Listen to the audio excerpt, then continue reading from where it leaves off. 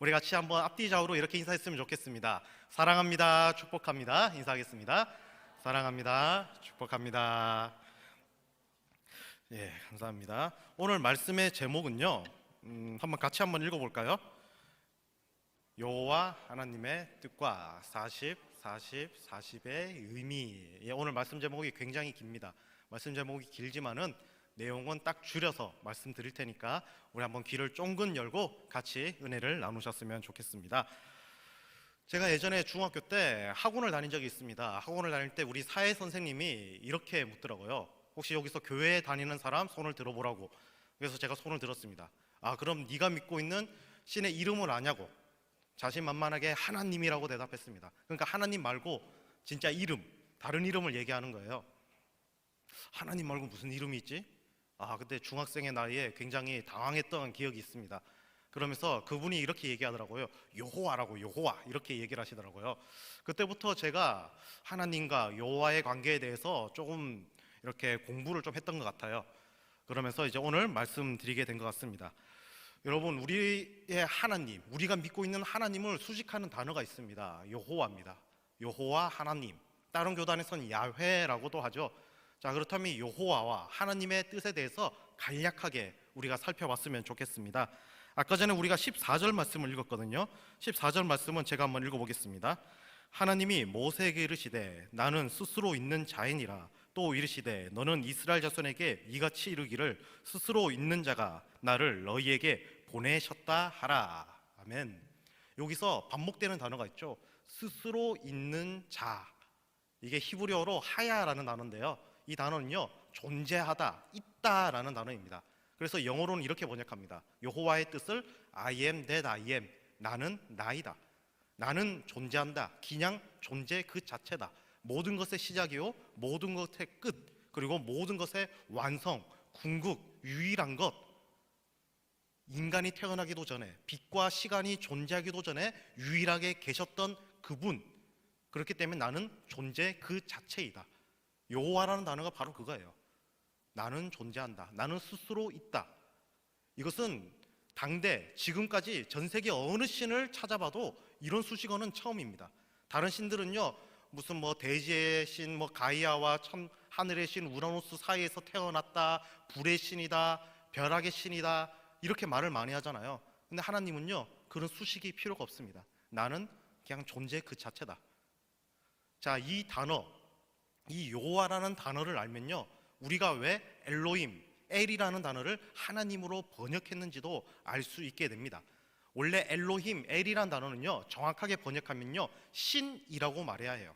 그리고 엘은 신으로 번역하고 뭐 사무엘, 이스라엘, 엘이 붙잖아요. 이것은 원래 신이라는 단어고요. 엘로힘이라고 특별히 붙으면 신들, 정확하게 번역하면 유일신이라고 번역을 해야 하는데 우리는 하나님이라고 일괄적으로 번역을 했습니다. 이 하나님이라는 단어는요, 하나밖에 없는 존재라는 단어예요. 원래 우리 민족은요, 저 북방에서 왔어요. 저 몽골이나 사하족 저쪽에 사는 사람들과 우리가 똑같이 생긴 거 아시죠? 그 북쪽에서 이제 바이카로스, 시베리아 쪽에서 우리 민족이 내려왔는데 이 북쪽 민족에는 특징이 있어요. 하늘을 숭배했어요. 우리가 보는 이 하늘을 숭배한 게 아니라요, 이 하늘 위에 있는 위대한 존재를 숭배를 했습니다. 이것이 중국의 옥황상제랑은 조금 달라요. 어찌됐든 우리는 하늘을 숭배했고요, 삼국사기에도 그래서 하늘님이라는 존재가 등장을 합니다. 자, 그래서 카톨릭이 먼저 이 땅에 들어왔거든요. 천주교가 먼저 들어와서 우리가 성경에 있는 신을, 엘로힘을 우리는 하늘님이라고 표현하자. 왜냐하면 우리 한반도 민족이 공통적으로 하늘을 숭배했고 하늘님을 말했으니까. 그런데 나중에 우리 개신교 선교사님들과 학자들이 와서 보니까 하늘님이라고 말하면요, 헷갈려요.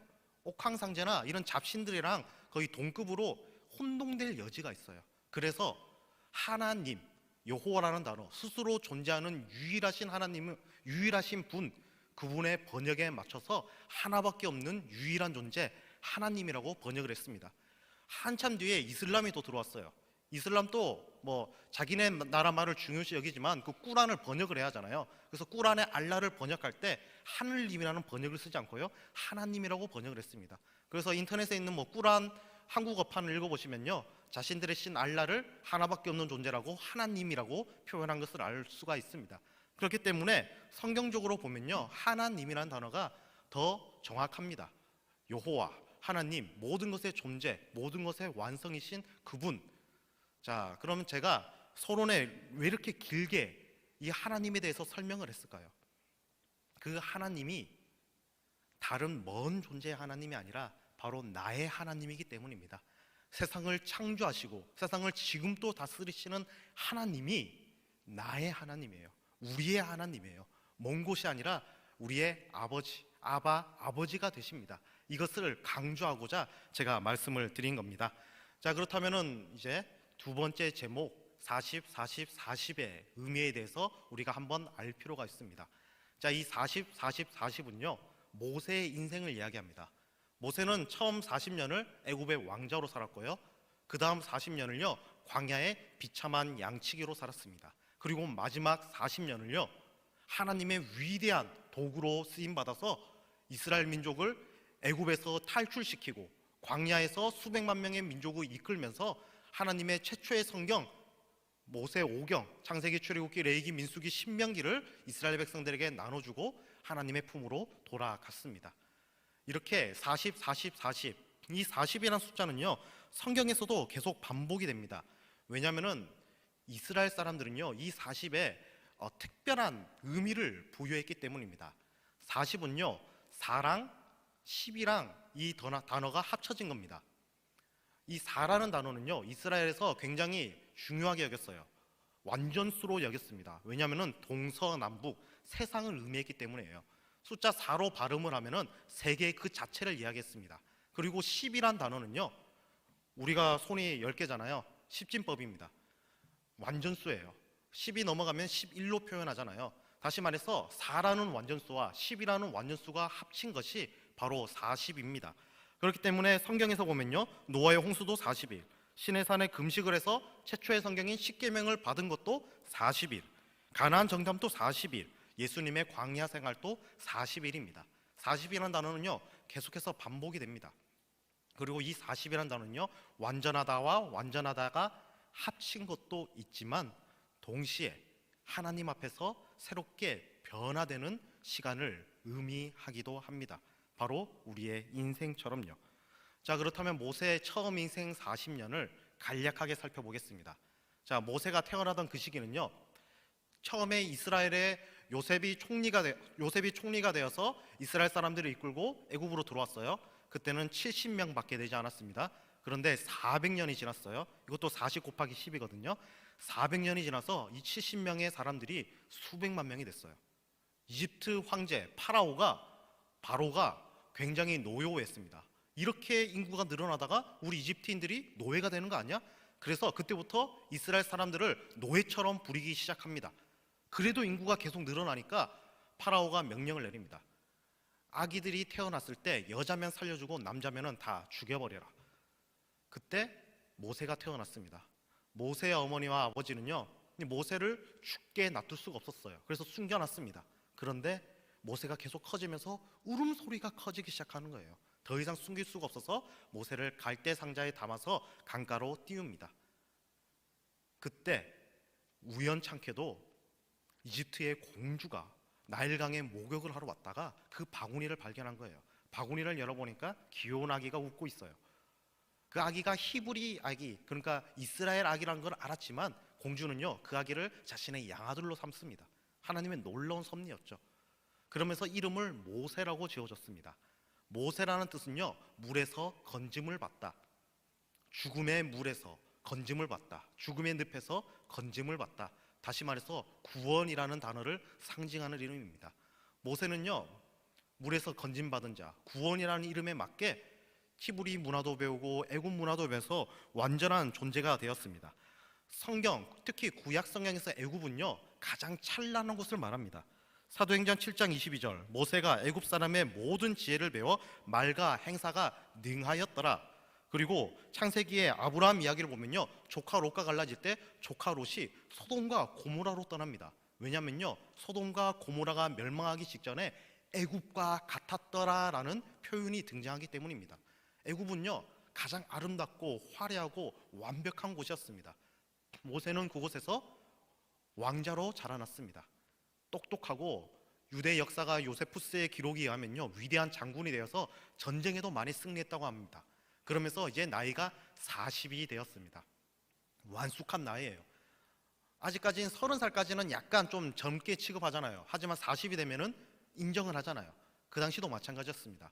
이제 40이 된 모세는요, 자신이 힘도 있겠다, 자신의 고통받는 민족을 돌아보기 시작합니다. 그러다가 어떤 사건이 일어납니다. 어떤 애굽의 감독관이 이 노예였던 이스라엘 사람들을 때리는 것을 말리려다가 그 감독관을 쳤는 모세는요, 왕자였습니다. 힘이 있었고 기반 세력이 있었어요. 그는요, 자신의 힘으로 이스라엘 민족을 구원하고 싶었던 거예요. 내 이름이 물에서 건진 자 구원이니까 나의 힘으로 이 민족을 구원하겠다.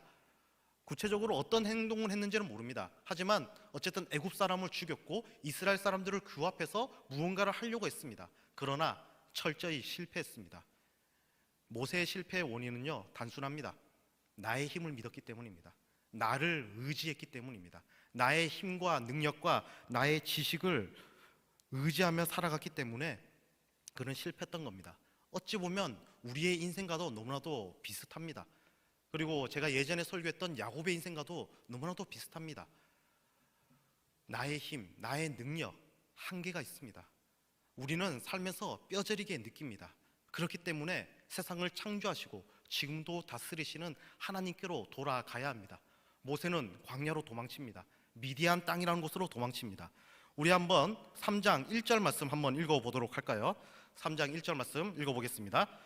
모세가 그의 장인 미디안 제사장 이드로의 양떼를 치더니 그 떼를 광야 서쪽 하나님의 산 호렙에 이르매. 아멘. 자, 모세는요, 양치는 존재가 되었습니다. 미디안 지역이에요. 미디안은요, 판단하다라는 뜻이 있습니다. 모세는요, 심판을 받았습니다. 어떤 심판을 받았죠? 나의 힘을 의지하였다가 가장 비천한 양치기가 되었습니다. 여러분, 애굽 사람 시대 때부터 예수님이 태어나던 그 시대까지, 그리고 지금까지도요, 양치기는 가장 천한 존재입니다.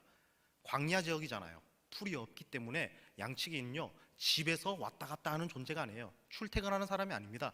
저 먼 곳으로 하루고 이틀이고 일주일이고 10일이고 나다니는 사람이에요. 그러니까 여러분, 잠은 어디서 자겠습니까? 그냥 양떼를 껴안고 텐트에 치워 자던가 아니면 그냥 자는 거예요. 씻을 수가 있습니까? 제대로 씻지도 못합니다. 요리를 먹을 수 있습니까? 제대로 된 요리도 먹지 못합니다. 사람들과 대화를 하겠습니까? 아니죠. 한 명이면 충분하니까 혼자서 외로이 지내야 합니다. 바로 이 광야의 왕자 출신이었던 모세가 그렇게 비참한 존재가 되어서 양이나 치는 존재가 되고 말았다는 것입니다. 그런데 이스라엘 사람들은요, 이 광야라는 단어를요, 그냥 쓰지 않았습니다. 미디안과 비슷한 단어로, 심판하다라는 미디안과 비슷하게 발음이 들리는 게 바로 미드바르라는 단어인데요, 이 미드바르라는 단어가 광야입니다. 다바르, 말씀이라는 단어에서 파생이 되었어요. 이스라엘 사람들에게는요, 광야란 말씀이 들리는 곳이라고 인식을 했습니다. 그렇기 때문에 훗날 다윗은요, 이 광야에서 양을 치면서 하나님을 찬양하는 시편을 만들었잖아요. 모세도 무려 40년 동안이나 80살이 될 때까지 광야에 양치는 존재가 되면서 하나님의 말씀을 듣는 존재가 되었습니다. 자신의 모든 것을 내려놓았습니다.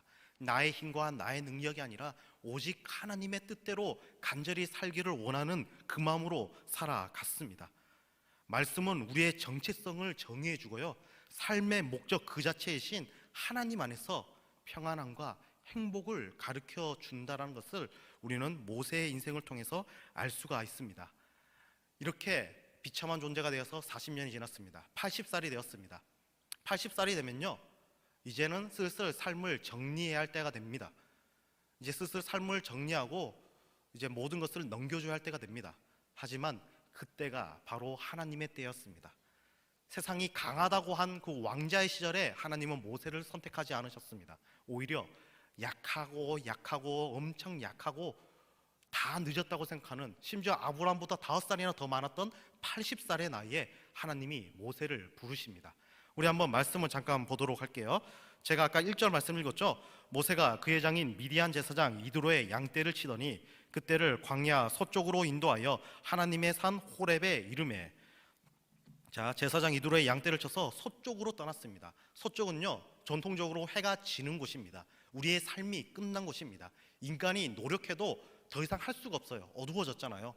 해가 지는 그곳, 아무것도 없는 모세랑 대비가 됩니다. 그리고 호렙에 도착합니다. 나중에는 이 호렙산을요, 신의 산이라고 이름을 바꿉니다. 그리고 여기서 십계명을 받게 되죠. 최초의 성경인. 자, 이 호렙이라는 단어, 하나님의 산이니까 거룩하고 멋진 이름이지 않을까? 근데 놀랍게도요, 이 호렙이라는 단어는요, 메마르다, 황량하다, 아무것도 없다라는 전혀 반대의 뜻을 가지고 있습니다. 인간이 보기에 화려한 애굽이 아니에요. 이집트가 아니에요. 메마르고 황량한 곳에서 하나님의 말씀이 임합니다. 자, 2절 3절 말씀 제가 읽어보겠습니다. 여호와의 사자가 떨기나무 가운데로부터 나오는 불꽃 안에서 그에게 나타나시니라. 그가 보니 떨기나무에 불이 붙었으나 그 떨기나무가 사라지지 아니하는지라. 3절 이에 모세가 이르되 내가 돌이켜 가서 이 큰 광경을 보리라. 떨기나무가 어찌하여 타지 아니하는고 하니 그때. 자, 보시면요, 이 황량한 호렙산에 가시덤불에서 불이 일어났어요. 여기서 말하는 떨기나무는요, 정말 가시덤불 보잘것없다라는 단어입니다. 너무나도 작은 거예요. 오히려 큰 나무가 활활 불에 탔으면요, 모세는 저 멀리서 봤을 거예요. 어차피 평야지대고 황량한 지대니까 잘 보이잖아요. 그런데 너무나도 작아요. 금방 한 10초면은 사라져야 하는데, 재가 돼서 날아가야 하는데, 그 나무가 저 멀리서부터 가까이 다가가는 동안 몇십 분 동안, 30분 동안, 1시간 동안 계속 활활 타는 거예요. 모세가 호기심이 일었습니다. 호기심이 일어서 갑니다. 자, 4절 말씀입니다. 여호와께서 그가 보려고 돌이켜 오는 것을 보신지라. 하나님이 떨기나무 가운데서 그를 불러 이르시되 모세야 모세야 하시매 그가 이르되 내가 여기 있나이다. 그래서 다가갑니다. 여호와께서요, 돌이켜 오는 것을 봤습니다. 이 돌이키다는 단어는요, 인생의 방향을 바꾸다, 터닝 포인트, 전환점이라는 의미가 있습니다. 모세는요, 자신의 힘을 믿는 삶에서 돌이켰다라는 것을 함축적으로 설명하는 겁니다. 그런데 또 중요한 단어가 또 있습니다. 하나님이요, 강력한 불 속에서 말씀을 하시는 게 아니라요, 떨기나무 가운데서 말합니다. 작고 보잘것없는 곳에서 하나님이 말씀하십니다. 모세야 모세야. 한 번만 부르지 않고 두 번 부르죠. 친숙하게 부른 겁니다. 아브라함아 아브라함아, 사무엘아 사무엘아 한 것처럼요, 나는 너를 안다, 나는 너와 관계가 있는 존재다라는 것을 하나님이 분명히 말하는 겁니다. 자, 5절 말씀 제가 읽겠습니다. 하나님이 이르시되 이리로 가까이 오지 말라. 내가 선 곳은 거룩한 땅이니 내 발에서 신을 벗으라. 여기서 신발을 벗는다라는 건요, 자신의 모든 것을 내려놓는 것을 말합니다. 굳이 신발을 안 벗어도 돼요. 하지만 하나님은요, 모세에게 신발을 벗으라고 말합니다. 네가 자랑하고 있는 너의 힘과 너의 능력과 너의 노력들 다 내려놓으라고 합니다. 그리고 무릎을 꿇고 나를 받아들이라고 합니다. 나를 믿고 나를 의지하면 내가 채워주겠다, 내가 높여주겠다, 내가 세워주겠다는 것을요, 분명히 이야기합니다. 그리고 네가 무릎을 꿇고 기도하는 바로 그곳이 거룩한 곳이라고 분명히 이야기하고 있습니다. 모세는요, 황량한 산 호렙, 황량하다라는 호렙에서 보잘것없다는 가시덤불 불 속에 하나님의 말씀을 듣고요, 무릎을 꿇습니다. 거룩한 곳에 신발을 벗습니다. 자신의 모든 것을 내려놓습니다. 그러자 하나님께서 모세와 깊은 관계가 있다는 것을 알려주십니다. 6절 말씀입니다. 또 이르시되 나는 내 조상의 하나님이니 아브라함의 하나님, 이삭의 하나님, 야곱의 하나님이라. 모세가 하나님 배우기를 두려워하여 얼굴을 가리매. 여기서 말하는 건요, 무슨 족보를 이야기하는 것이 아닙니다. 나는 너와 알고 있다는 거예요. 여러분의 아버지의 이름, 여러분의 할아버지의 이름, 여러분의 증조할아버지의 이름, 여러분의 어머니의 이름을 하나님이 부른 거예요. 그렇게 족보라고 생각하시면 안 됩니다.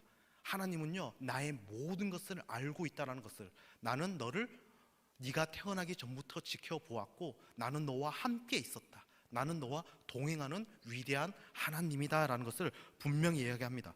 그러자 모세가 두려워합니다. 우리가 하나님을 대하는 태도가 바로 이래야 합니다. 두려워하면서 사랑해야 해요. 두렵고 떨림으로 사랑해야 합니다. 하나님은 사랑의 하나님이니까 내가 교회를 좀 빠져도 용서해 줄 거야. 내가 예배 안 드려도 하나님 용서해 줄 거야. 내가 기도 안 해도 하나님 용서해 줄 거야. 그것은 진짜로 하나님 앞에 나의 모든 것을 내려놓는 태도가 아닙니다. 왕자였던 모세와 같은 생각을 가지는 거예요. 하나님을 두려워하고 사랑하는 그 마음, 엎드리는 마음은 바로 그러한 겁니다. 7절에 이렇게 말씀하십니다. 여호와께서 이르시되 내가 애굽에 있는 내 백성의 고통을 분명히 보고 눈으로 보았다는 거죠. 그들이 그들의 감독자로 말미암아 부르짖음을 듣고 그 근심을 알고, 이 부르짖음을 듣다, 이 샤마라는 단어는요 반응을 했다는 거예요. 하나님이 단순하게 듣기만 한 게 아니라 그에 대해서 마음이 엄청 아프셨다는 거예요. 그리고 근심을 알고, 이거는요 심장으로 알았다는 겁니다. 마음으로 알았다는 거예요. 그 아픔과 슬픔과 정말 우리가 힘들고 거친 광야 같은 세상에서 풍랑에서 흔들리며 고통스러워할 때 우리의 아픈 마음을 하나님은요 심장으로 알고 계시다는 거예요. 그리고 우리가 기도하고 우리를 찾기를 원합니다. 8절 말씀을 보시면요, 내가 내려가서 그들을 애굽인의 손에서 건져내고 그들을 그 땅에서 인도하여 아름답고 광대한 땅, 젖과 꿀이 흐르는 땅, 가나안, 헷, 아모리, 브리스, 히위, 여부스 족속의 지방에 데려가라 하노라. 아멘. 하나님께서 직접 움직이신다고 하십니다. 직접 내려가셔서 건져내서 인도하여 가장 좋은 곳으로 이끌어 주신다고 말합니다. 여기서 말하는 젖과 꿀은요, 젖은요 목축을 상징합니다. 우유, 치즈, 버터를 의미하고요, 꿀은요 벌꿀이 아니라 대추, 야자를 의미합니다. 요즘 두바이 초코가 유행인 거 아시죠? 원래 두바이 초코의 이제 원조가 쿠나페라는 건데요, 중동의 음식들은요 언제나 꿀에 절여져 있어요. 여기서 말하는 꿀은요 바로 대추 야자입니다. 대추 야자 시럽을 이 사람들은 꿀이라고 불러요. 다시 말해서 젖과 꿀이 흐르다는 건요, 목축을 마음껏 해서 고기랑 치즈도 마음껏 얻고 우유도 마음껏 얻고, 또한 농사를 지어서 풍족하게 먹을 수 있는 것, 꿀과 시럽과 쌀을 배 터지게 먹을 수 있는 그곳으로 내가 인도해 주신다는 약속입니다. 그리고 이 약속은요 모세 때부터가 아니라 바로 지금도 우리에게 유효합니다.